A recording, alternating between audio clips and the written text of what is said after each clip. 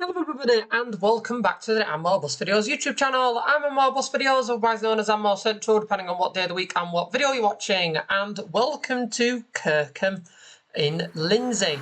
That is where we ended our previous video. We had a slightly different bus in the previous video than the one you can see here. We had a little bit more of a semi-realistic one in the previous video. This one we've got sort of a little bit more bonkers with the vehicle and operator choice. I will explain why I have chosen this vehicle and this operator very soon. There we go. Sort it out. I will explain why we've chosen this vehicle and this operator very soon. As we crack on, as it does sort of resemble some relevance to current transfers and bits like that you do know if I can't go entirely realistic on a route or I've already done that, I do try and keep with current affairs, and so this does sort of link in. But in this video we are going to go, I can see a spelling mistake in that, I'm going to try and ignore that, that says scum rope, not scum fork.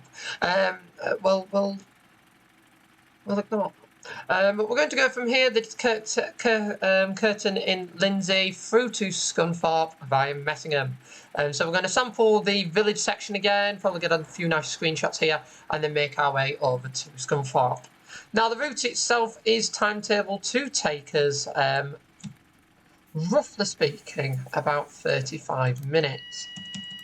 However, on my previous go at the route, it didn't take quite that long, so I'm not expecting it to take forever. I have also got a 10.8 variation of the 10.8 meter variation of the Streetlite to sort of improve agility and to just make my life a little bit easier. It's also quite nice, I think, to contrast using a longer vehicle and then a shorter vehicle on the route. You do see what the differences are, and it is a very different sort of trip experience that you have. So why have we gone Diamond Bus? Well, we've gone Diamond Bus because I was looking through the liveries and saw Diamond Bus and I thought, oh, that's quite an underrated operator to feature on the OMSI 2 world. So I thought, yeah, we'll have a little drive with them. And then I did a little bit more thinking, and sort of did a little bit more thought around what registration to use. Because 10.8 meter Streetlites, until very recently, the only vehicles that they didn't really have that many. It was a lot of 11.5s or the small ones, 8 point something and early 9 point something, really small ones as well. They didn't really have any in the middle, and the ones that were in the middle were very few and far between. However, very recently, as in the past couple of weeks, that lighting's wrong, as in the past couple of weeks, Diamond have acquired some more Streetlites, and for people like me who are based in the north, do quite a lot of research on buses in the north, will find the vehicles that they've got quite interesting. Because the vehicles that they have got, specifically in question, are the ex-Transdev Streetlites that have only recently gone off lease. Now, Transdev have run a small fleet of 10.8 meter Streetlights for about a decade. They ran them for a decade until the lease ran out. Two of these initially were new. Oh, it's quite narrow this direction. Two of them initially were new for the 500 that then became the B3 that operated. That's a nice screenshot. I like that. That's quite nice. There we go. Two of them were new for the 500 that then became the B3 between Hebden Bridge and Keighley. Those lasted incredibly short period of time, when they worked out that the capacity wasn't suited for the routes, and with them being Wrights vehicles with a totally different engine to everything else, it was also incredibly non-standard for them to try to maintain them. So they were hardly on the road, and when they were on the road, they were just rammed. They were just absolutely crammed. So they decided to get shut of them and make the whole Brontibus operation one type of vehicle, one brand. That's where the very recently withdrawn 54 plate, or starting to be withdrawn 54 plate B7R release came into effect. They were replaced, and then the two went over to Burnley to join the rest of the streetlights in Burnley. Now, just like in Keighley, the streetlights in Burnley got replaced by older vehicles. However, the ones that got replaced in Burnley, the vehicles that replaced what was the entire batch of streetlights, were in fact Volvo B10 BLE Renowns. The operation went back about 14, 15 years in vehicle type with what the replacements were. However, people didn't complain, people didn't moan, because the B10s that replaced the streetlights were a lot comfier, they had a lot more seats, and they were a lot more reliable. So for the people of Burnley, they were pretty chuffed, because they got comfy buses that were a bit longer, so there were more seats, so they had more likelihood of actually being able to sit down, and were a lot more reliable, so they could know that the bus was actually going to show up. So it worked out for them. And then the streetlights went down to Rosso, and that's the last place that they've operated. And when Transdev and Rosso lost the franchise that they were in to First Bus, they decided to get rid of all the streetlights. So all the streetlights were withdrawn, they've all gone off lease, and Diamond Bus have snapped up quite a few of them. Diamond Bus seem to be quite good at that, snapping up random sort of assets that have returned off lease. They did the same with the first South Yorkshire streetlights. I mean, good luck to them. They were some of those streetlights. A couple have ended up at happy hours randomly, but those streetlights were very interesting. Very interesting. They joined the operation in Sheffield at a time that new vehicles were desperately needed. So they were the flagship fleet upgrades. However, the hills killed off the engines because of those streetlights, those 63s, like SM13s and SK63s. They were new. They were sort of the early variations of the engines, and going up and down the hills all the time, being dragged up and down them all the time, with the engines that probably weren't built for that. Meant that at the end of their lease, it was a no-brainer to take them off lease because they just weren't worthwhile anymore. And as I say, it was such a catastrophic shame. Really was a shame, because they used to provide some very good entertainment, but in the short term they were replaced by B90 Aldeccas that are now getting replaced by very bougie and plus SV22 streetlights. Now there is a video on them focused around Huddersfield coming out very soon, and then following that, possibly much later in the year when the rest of the SV22 is actually into service, because Sheffield seem to be very reluctant to put most of them out in service, and we've only actually got 3 of them in service so far, that 634 or 6, 7 and 8. Huddersfield have just pretty much splurged all of theirs out. But Sheffield seems to be adamant everything needs painting and possibly refurbishing, because stuff has disappeared off a while. So yeah, it's a funny one. Where there's only 3 out in service, so that's why I haven't done the video yet on them. I have done the Huddersfield one, I've just had to push it back a little bit, because as you will have seen this week, with the little baby 10.8 metre Evora, little baby 10.8 metre Evora that appeared at Stagecoach Holbrook Depot. The video scheduling sort of slightly went out the window this week.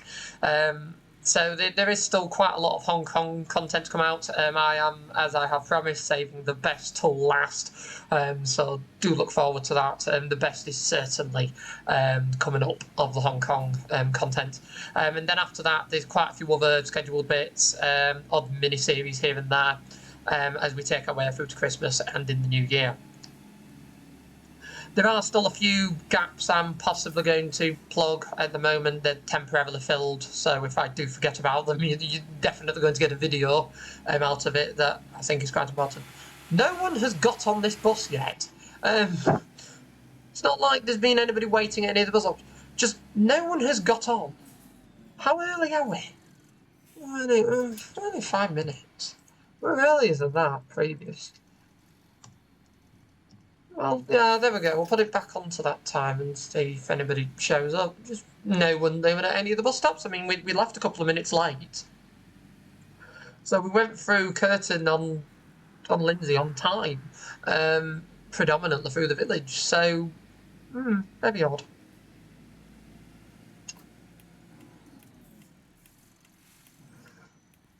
But yeah, there's quite a lot of exciting stuff coming up on the Ammo Central channel. As I say, there's a few temporary gaps where some videos will probably get pushed back a little bit more to sort of make way for the exciting current content that's kicking off at the moment. I mean, we're talking in South Yorkshire, we've got the SV22 Streetlites that is a slow progression into service at the moment. There we go, our first passenger. Is a slow progression into service at the moment, as just discussed. There's a couple other bits I have wanted to do a video on for a while, and now once things are settled in and what have, I probably can. There's a couple of fleet videos I'm going to do that will probably be in the new year. It's just not really current, up to date, needs to be released instant videos, but just fleet upgrades, fleet changes, bits and bobs of videos that people will just find interesting, because when you're doing a channel or any news thing, in order to fill what will probably be quite dry spots where all the transfers have happened and all the exciting stuff's over, you do have your other bits that, yes, they may change in the same period, but you don't shout about at that point because you want to shout about them in a bit when there's not as much going on. So that's kind of the strategy that we're going with on the channel, to sort of keep the content fresh and interesting. As I say, I do have a couple of videos lined up. I haven't decided how I'm going to include the brand new MMCs at Hullers of Baslow yet. I haven't quite decided how they're going to work. That'll make a little bit more sense as we go into the back end of the year as to why I'm a little bit unsure how to include them, because later on in the year, as you will all see, it then means that there's a couple of ways that they could be included.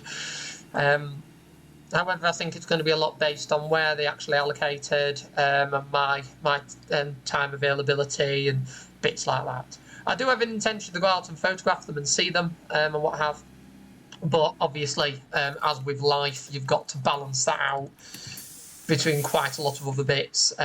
Something that's quite important to me at the moment, seeing as the season is very quickly coming to an end, and I still haven't recorded them, is to go on and film 19107 and to film, because I've already been on it, but I do need a recording of it, 18303. Both Tridents on the peak sightseer that I'm yet to have done. I seem to have got quite far behind with Stagecoach, despite the fact that they're running Tridents, and I like Tridents. I just seem to have really lost my pace with them. I was doing quite well at one point to get the East Mids Tridents in sort of Gainsborough, Worksop Way, and I got them all. I got all the Worksop ones. I did all of them, and then they got new ones, and I've just never really been able to catch back up again. So I think, again, when the peak sightseer stuff's done, I think that's going to be the next priority, purely because time is dwindling for them, especially from January onwards. There is something worth noting if you are interested in your old Tridents, is not everything that Stagecoach Manchester owns in Tranche 3 will be going to Metroline. Metroline will be bringing their own vehicles in. So there is going to be quite a lot of Manchester Cascades, sort of midlife, later life Cascades from Manchester that are then going to provide as relatively new and midlife replacements for end-of-life Tridents. So just something worth bearing in mind if you are thinking about, and you're potentially not that local, thinking about a trip. to the East Midlands to get their tridents on the rural routes and bits that they do, same with up and down the country, wherever tridents still are, is they probably are not going to last too much further beyond January. I would be very, very surprised if in 12 months' time the amount of tridents that East Midlands still operates is the exact same number. Not saying they won't get shut of them all, because they will probably find some of the Manchester replacements are inadequate, but I would imagine they will get rid of the vast majority of them with Cascades, pending what other requirements are there. But with East Midlands being flagged as still running old Trident ALXs, that will probably be one of the main places to get hit. And I think the issue as well with Stagecoach East Midlands is not too much gets preserved from them. So there's not actually that much preservation like you get with some other Stagecoach opcos. There's not as much. So you do notice that as well.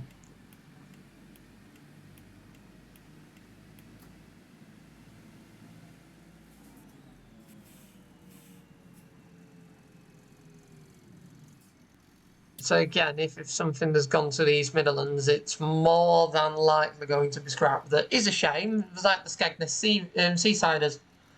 Quite a lot of people tried to buy Seasider Tridents from multiple different sources, for multiple different uses. Despite that, every single one of the Skeggy Seasiders got scrapped. And every single one got scrapped because they put scrapping order on them. And they said they had to be scrapped. That was such an incredible shame, because there were so many people wanted Seasiders. So many people wanted a Skegness Seasider. And they could have probably, the East Midlands Opco could have probably made a right dime and a half off them if they sold them and said, do you want an original Skegness Seasider? Although I think what didn't help with that is that a couple, because of how the retention was being done, a couple of the original registrations on the buses, so S813 BWC and S815 BWC, that were 17013 and 17015, part of the BWC batch new to London, those registers have been retained. The two vehicles have been scrapped, but the registers have been retained. So the two registrations are actually now on Enviro 400 hybrid open toppers, 120 series. So if you go photograph something like Johnson Brothers depot output, and you go to one of the areas with Tridents, like I did around the time that the re-registration happened and the launch of the Seasiders, I photographed S806, 808, 810, stuff like that, BWC, that were still Trident ALX 400s, and yet there were people on the same day photographing S813 and 815 BWC over in Skegness, and they were now in Vector 400 hybrids. Very, very strange, very strange use of registration plates.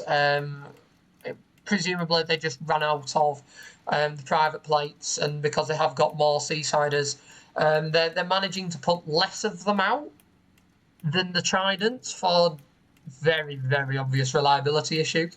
I think through points of the season there were only like 2 or 3 of them out in use, and it got that bad that they just had to hire in the B70 Geminis at Grimsby, unlike Skeggy, who had pretty much, they withdrew everything. They withdrew, scrapped a lot, B7s, Tridents, everything. Grimsby kept their 2 B7 Geminis on, and as a result the 2 B7 Geminis ended up going on regular loan down to Skegness to help the Skegness fleet out. Because unfortunately for those who live in Cleethorpes, the open toppers aren't as high profile in Cleethorpes as they are in Skeggy. That's why in Skeggy they had to run open toppers, and they had to bring them down from Cleethorpes. I think it would be really nice if at least one of the 2 B7 Geminis that are being used in Grimsby were saved. I think it would be nice if at least one of them was saved. Obviously condition pending. And I'm not usually one to advocate, oh, this needs to be preserved, oh, this needs to be preserved. because there is always a financial element. But with how much interest was in the Skegness open toppers, I think there'll be at least 1 or 2 people interested in preserving what is last left of that generation of open toppers, that is the Cleethorpes ones. So, never know. I'll have to see what happens in time, and we do also very much hope that Cleethorpes and Grimsby learn from the 400 hybrids and instead decide that they're just going to open top some Tridents. There's going to be enough Trident 2s from Manchester to spread about, so I think 2 open top Trident 2s could quite easily start operating on the 17th. That does also bring a very good point in relation to sort of peak sightseers. The fact, as I say, why I'm really wanting to get 19107, 18303 in before they go is at the end of the season, the word on the street is when they return south, if they do go south, because they are only on loan from the south, but if they do go back to the south, they're getting scrapped. So there might be a chance they might just not go back. But they are on the books at the moment to get scrapped. They aren't intending to keep them. Whether that includes E400 or not, I don't know. It is quite an early E400, being a 7 plate. It's not the earliest. It could have been on an 06, like the Grimsby and Cleethorpes ones. So it isn't on the earliest plate in the world. However, it is an older Trident 2. So it might be going. I know that the ALX 400s are definitely on the cards to go. And the most random one that we are hopefully going to continue to run for a couple of years to come is the B7TL Gemini that we're actually keeping. Thus why it has been painted into the Peak Sightseer colours. Again, having done the Peak Sightseers, if you haven't already gone for a ride on that B7 Gemini, do it. It is really cool. It's a little bit of tracky group that you can still sort of sample in Yorkshire. Now, obviously, with Yorkshire Traction and Tracky Group being based Yorkshire and Barnsley, they used to run Lincolnshire Road Car. That was the tracker deal in 2005-06 era. That is why Stagecoach run it all now. They've split it into Yorkshire and East Midlands, but it was all predominantly, apart from the Chesterfield bit where it gets a little bit more complicated, it is clear cut as both areas were just tracking. And bizarrely, Yorkshire Traction's biggest operation wasn't actually the one that was named Yorkshire Traction, it was Road Car. And the 16943, that is the FX06 Gemini, was actually part of the last ever order of buses put in by Tracky Group before they sold out to Stagecoach. So I believe it was at the end of 2006 they sold out, something like that. So they bought a batch of Eclipses that have pretty much all now been wiped out. I don't think there's any of them left at all now. I know that there briefly were a couple. There was one clinging on at Gainsborough that I went on, and one clinging on at Scunny. I know, and I think the odd one's clinging on at Skegness, Skeggy Vegas. Although I think the Skeg Vegas ones then split between Gainsborough, who had one on loan before it got scrapped, and then Scunny, who again had it on loan to cover vehicle shortages. Yeah, they've all gone, unfortunately. I saw some of them in the scrapyard. It was such a monumental shame. However, that does mean that it was down to the B7 Geminis. And again, looking at the B7 Geminis, 16943 is the last one. That's it. Skeg Vegas very recently had a fleet upgrade, and as a result of that, the last B7 Geminis they were running have been withdrawn. So, because I've seen them in the scrapyard. So, it is down to 16943 to fly the flag as what is quite possibly the last original tracky ordered vehicle still in use within the original Traction Group operation. because I don't know if there's a couple of 55 plate solos clinging on elsewhere in Stagecoach. That's why I worded that very carefully.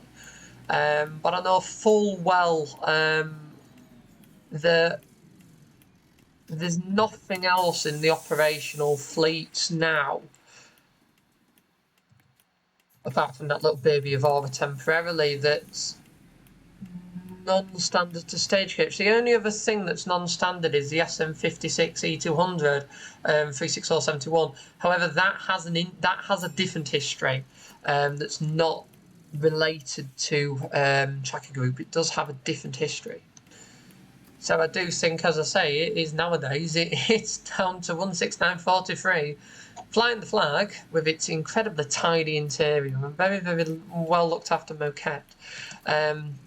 Flying the flag as the last new to Tracky bus operating in the Tracky operational area. That's quite scary, to be fair, I think. We're not getting anybody else on that one.